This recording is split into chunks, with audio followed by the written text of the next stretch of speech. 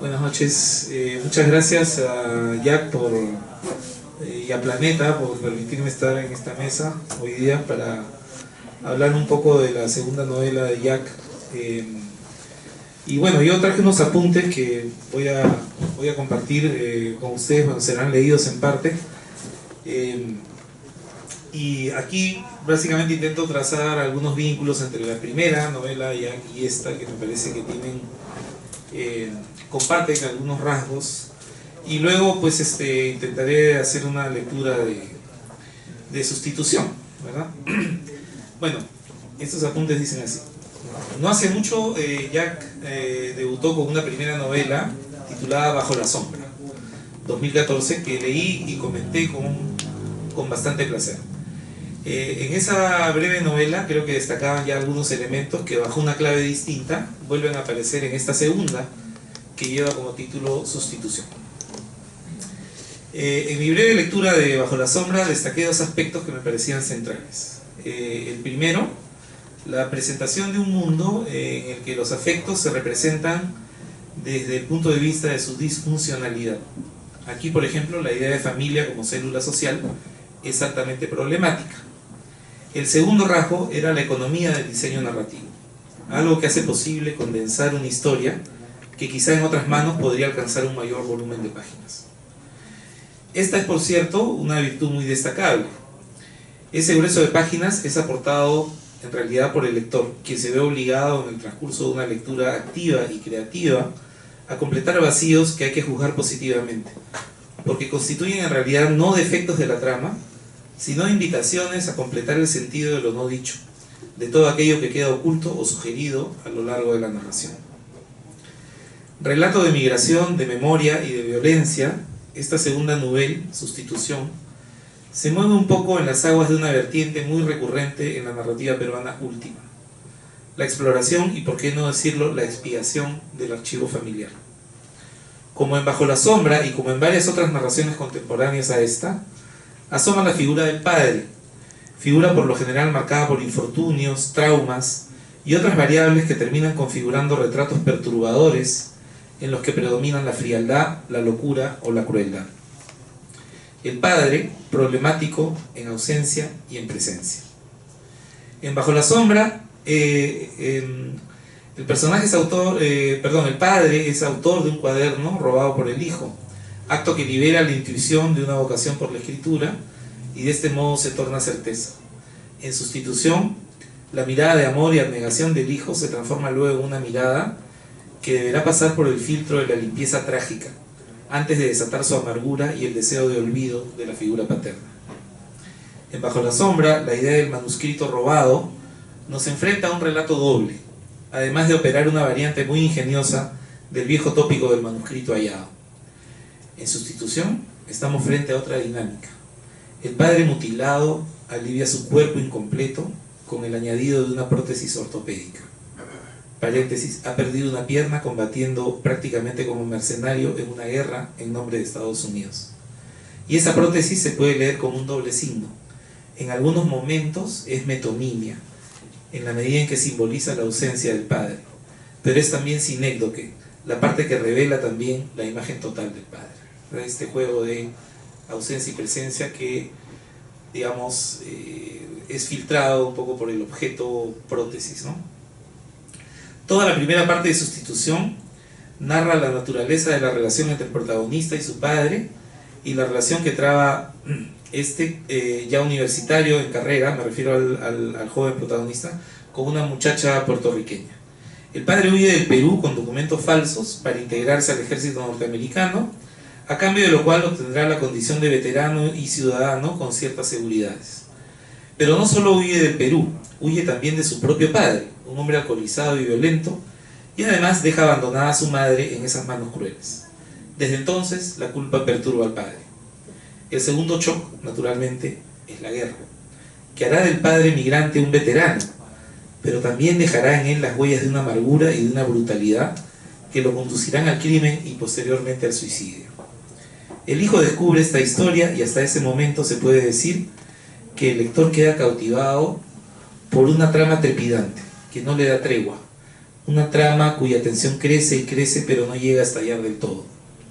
La última parte de la novela, según leo en algunas críticas publicadas recientemente, este descenso anticlimático es visto como un reproche. Naturalmente yo no diré que esta es una novela perfecta, porque faltaría la verdad, ya que hay algunos aspectos por pulir. Y esos pocos momentos sin demasiado brillo son también parte del trabajo del escritor, son la huella de un esfuerzo, ¿verdad? Pero sí diré que me gusta la idea de ese presunto descenso anticlimático, porque veo en ese segmento del texto una capa de reflexividad que me parece muy interesante. La fuerza metafórica de la línea final, por ejemplo, lo confieso, me provocó una gran emoción.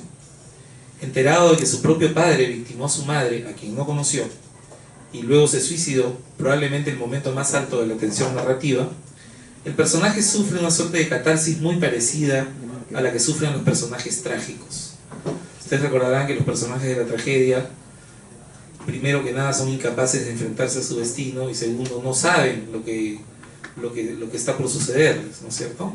Entonces de ese no saber es que surge esta explosión catártica, ¿no?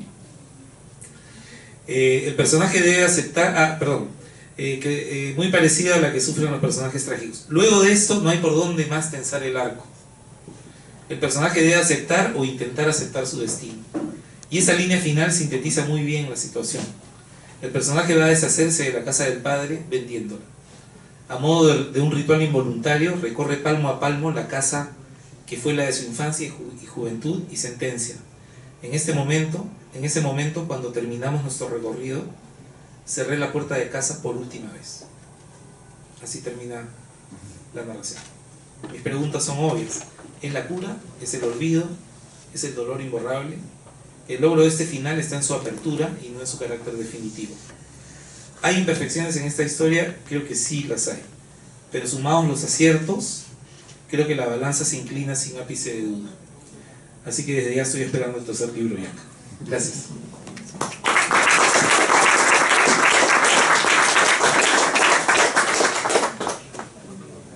Bueno, yo también quería agradecer a Jack por la invitación, y a Planeta también por dejarme estar aquí, y bueno, a la Librería Sur por el espacio, ¿no? Cuando leí Sustitución, enseguida pensé en el epígrafe que lleva el primer libro en unos días, que lo han traducido aquí como Los Boys. Y el epígrafe es algo así, ¿no? Dice algo como: el hecho de que te escriba en inglés ya falsea lo que quiero decirte. Mi cometido es cómo explicarte que el inglés no es mi sitio, aunque tampoco tengo ningún otro.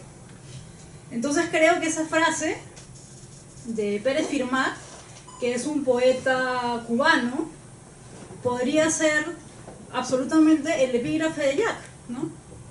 Porque mientras yo leía Sustitución, donde el personaje se llama Jesé, que aparte de ser un nombre bíblico, yo entré en esta situación rarísima en la que me preguntaba si es que acaso se llamaba José y por un tema de que estaban en Estados Unidos la gente le decía Jesé, ¿no? Entonces me parece que Jack maneja ese tipo de cosas de manera muy inteligente, ¿no? Y bueno, a lo largo de la historia, Jack es acompañado, perdón, me estoy confundiendo, el personaje.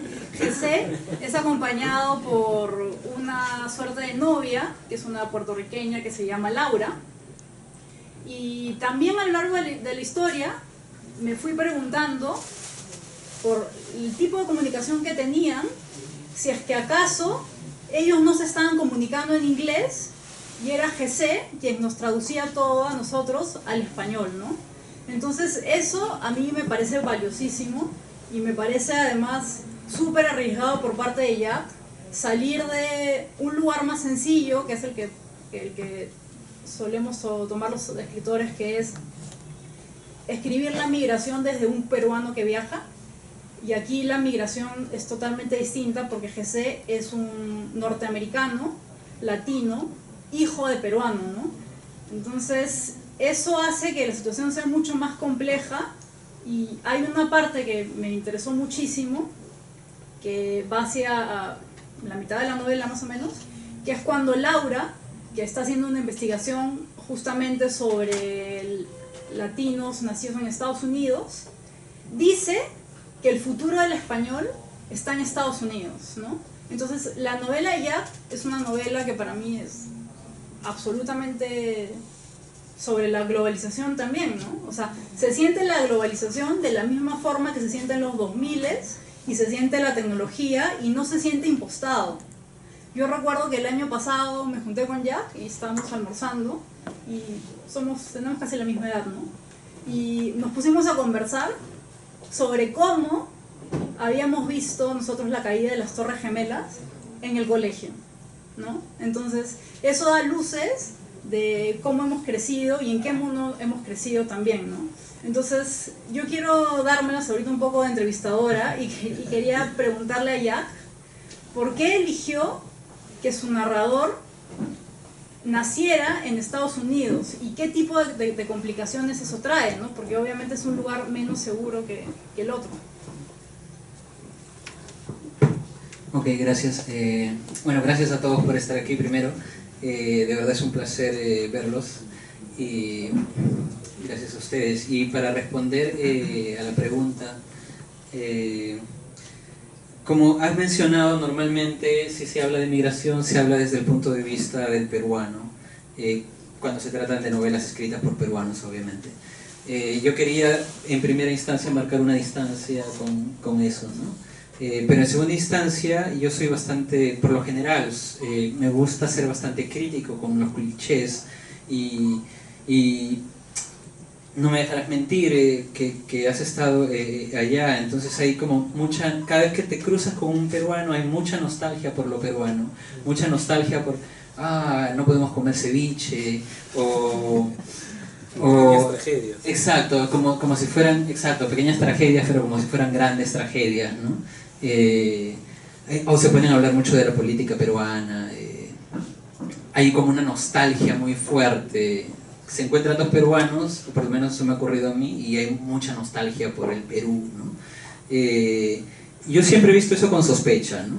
Porque yo siempre me pregunto dentro de mí qué diablos haces acá, ¿no? O sea, ¿por qué estás aquí, ¿no? Entonces, de alguna manera, mi personaje, no quería que mi personaje sea peruano, en ese sentido, ¿no? Quería que sea un personaje nacido en Estados Unidos, pero al mismo tiempo un personaje hijo de un migrante peruano.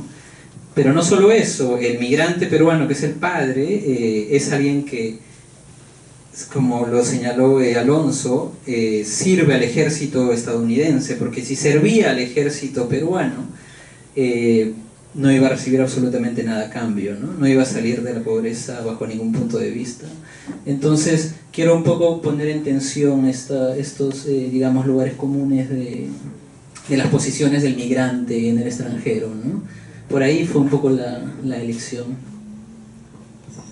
Bueno, ya que estamos hablando del padre del narrador, el padre, la parte que más me gustó a mí de la novela es sin duda la parte que está ambientada en Chule, que es este distrito que está frente a La Oroya y que es habitado por un grupo de norteamericanos que trabajan allí y que son quienes finalmente ayudan al padre del narrador a escapar con papeles falsos de allí, ¿no?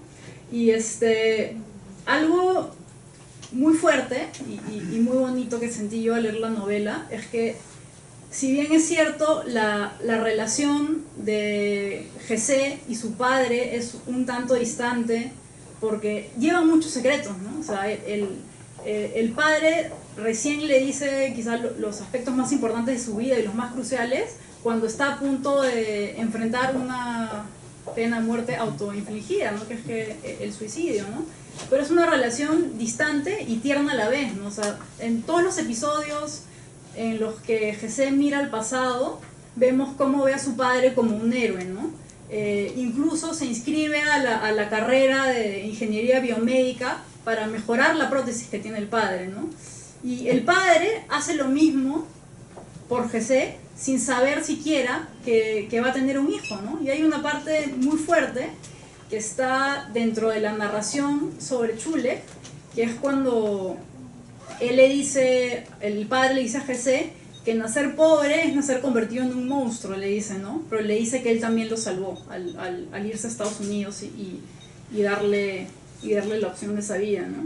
Algo muy interesante también es que hablan de la vida del padre de Jesse, y hay un momento en el que cuentan cómo las mujeres que iban a lavar al río de pronto eran atrapadas por la corriente y desaparecían para siempre, ¿no?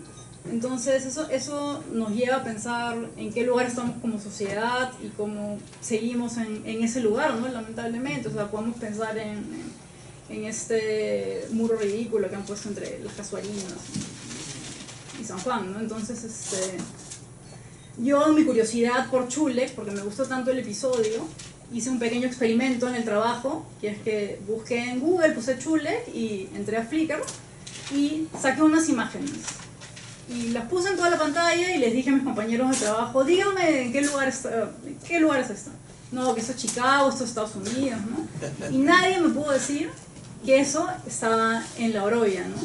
Entonces es alucinante porque el único referente claro que tiene Jesse del Perú o el que puede comparar con su propia realidad es Chulek, y en un momento el padre se lo describe como un suburbio cualquiera que está en Estados Unidos, ¿no?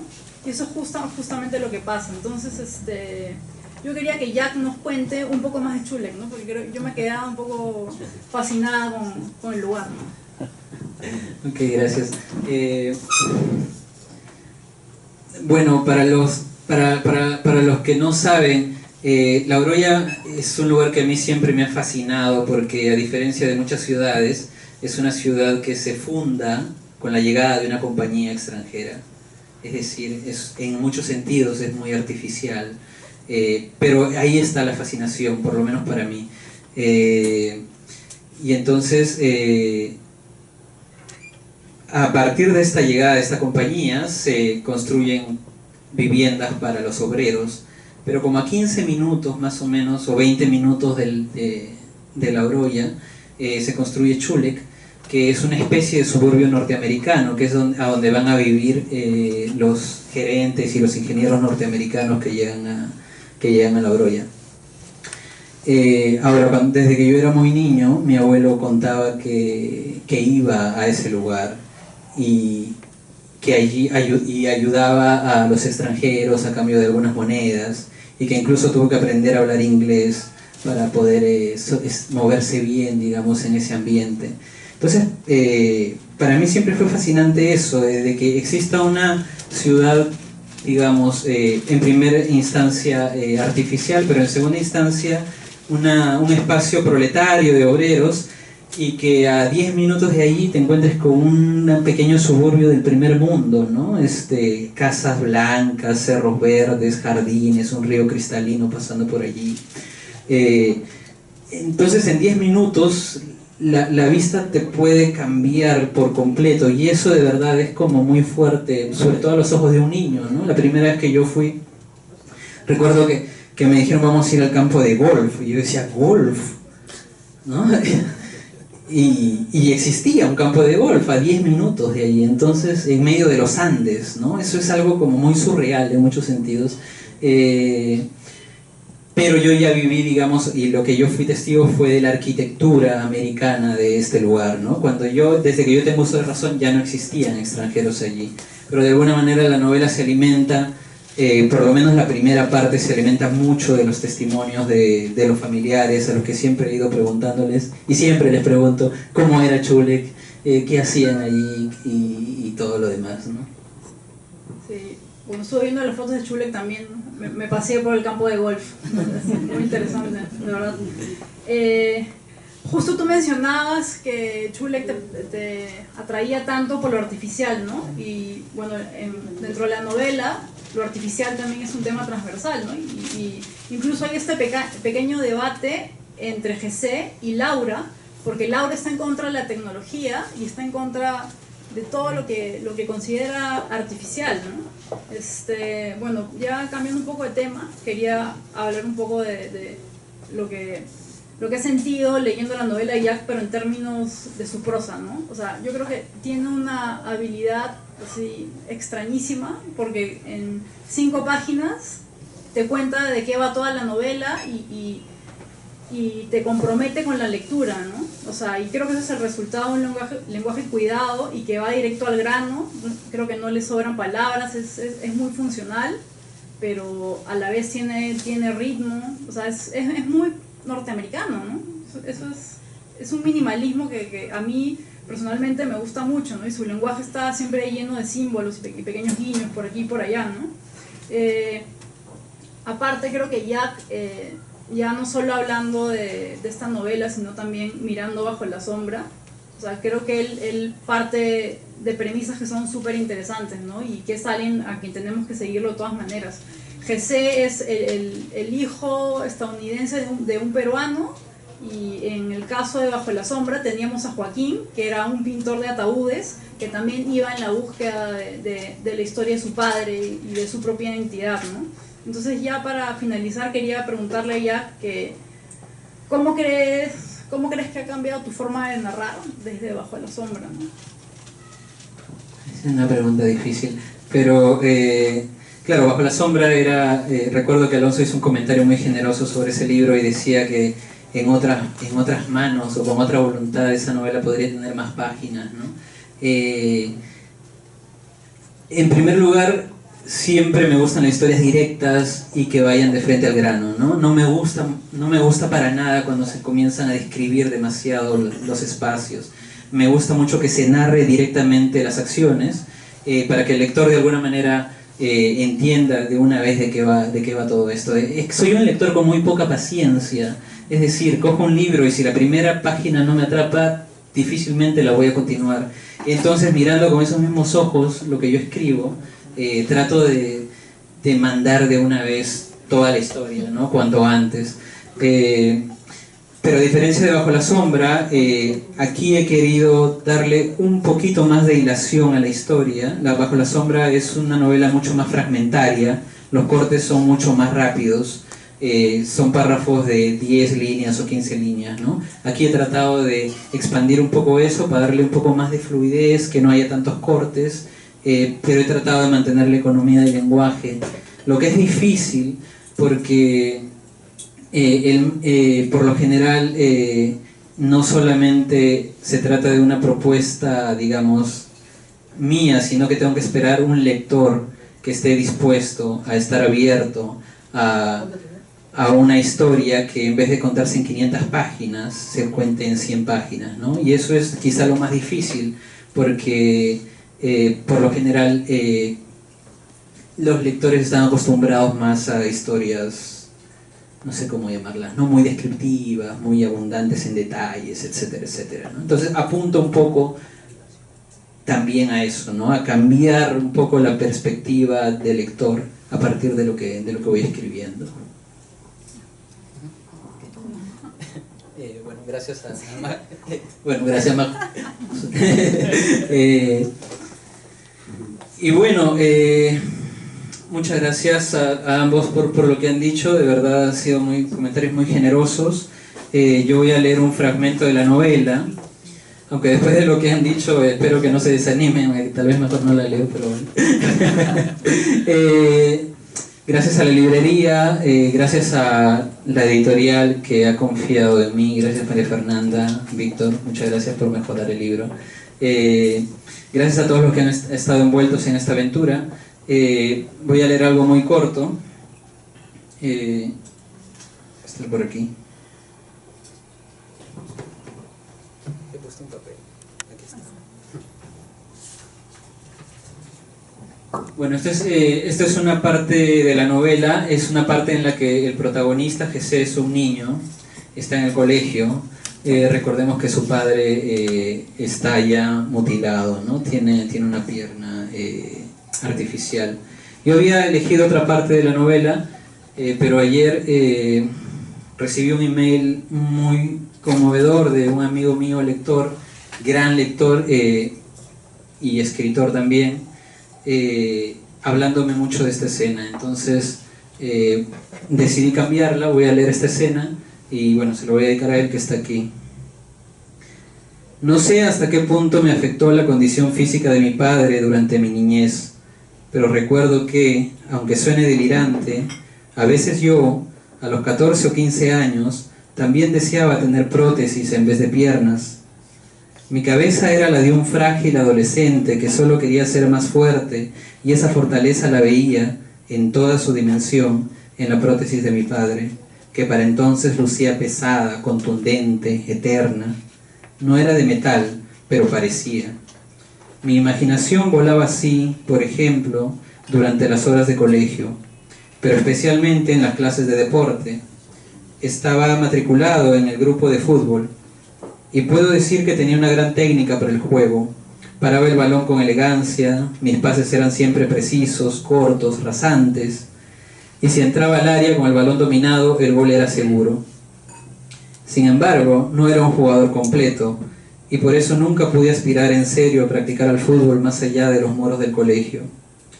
Tenía grandes dificultades al momento de ejecutar los disparos de larga distancia, o hacer pases más de 10 metros, o lanzar tiros de esquina o tiros libres.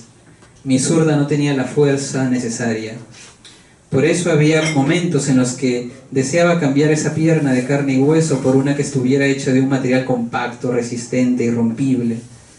Entonces imaginaba ilusamente que una prótesis parecida a la de mi padre podría convertirme en un jugador de primer nivel.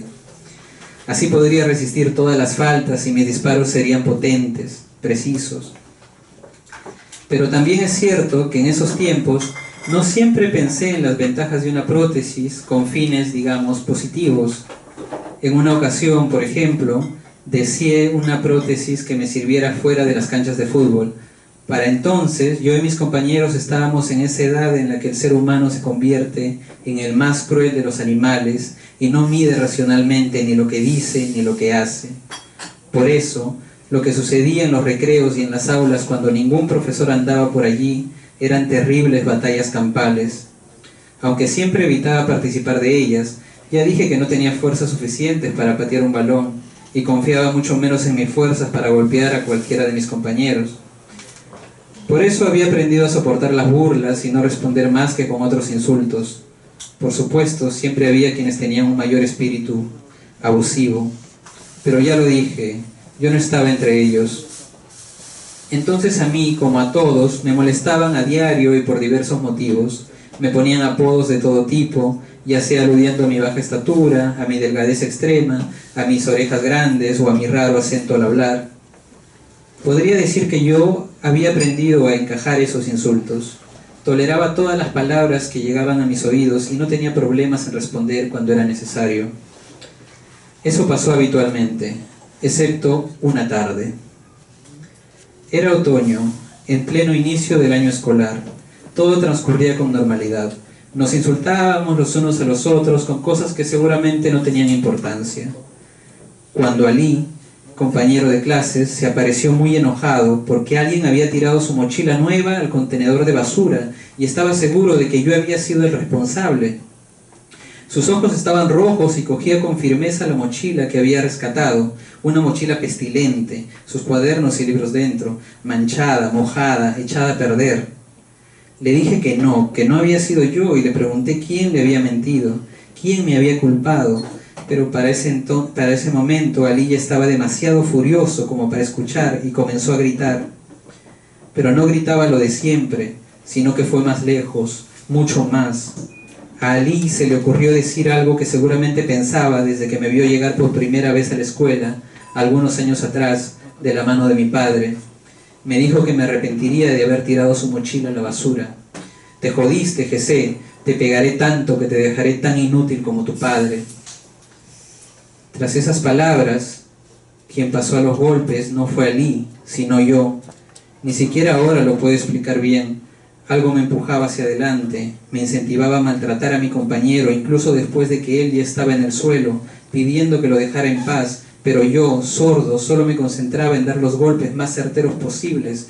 En esos momentos, Mientras salí recibía mi cólera. Yo ya no solo deseaba, sino que ya imaginaba, ya estaba seguro de llevar una prótesis como la de mi padre, una prótesis con la que lanzaba los golpes más feroces, y porque pensaba en eso, porque pensaba que mi pierna era indestructible, nada me dolía, no me cansaba, y así podría haber continuado pateando a Lee hasta el infinito si unos profesores no hubieran llegado, alarmados por los gritos de los compañeros, para sujetarme con fuerza y sacarme bruscamente de esa especie de trance en el que me encontraba. Y bueno, gracias.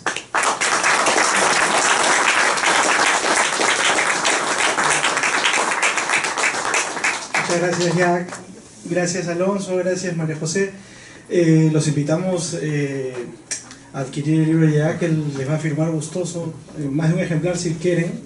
Definitivamente, porque si les parece un poco corta la novela, les firman 2 libros y lo solucionamos, lo leen 2 veces. Ahora dejo en uso la palabra a Gabriel Ruiz Ortega, para que dé por cerrada la mesa. Gracias, Víctor.